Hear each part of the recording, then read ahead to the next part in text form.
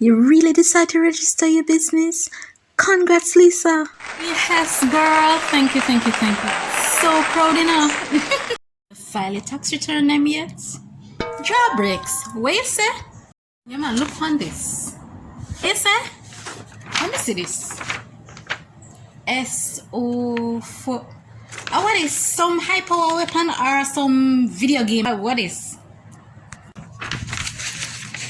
Yes, you still need to file tax even if you're a sole trader or registered as a company, any company at all. You still need to file your tax return.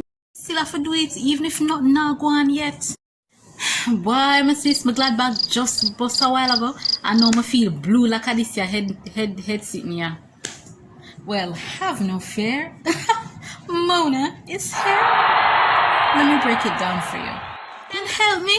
Well, my glad bag just bust again. Ropina, come show me how to do it. Yes, girl, all the things there. Yes, I'm here to help. Simply just click the link in the bio and you get a video showing you how to do this. Yes, it's completely free, so you don't have to worry yourself. We got you. Yes, link Mona. She'll give you the tips and links that you need for your business.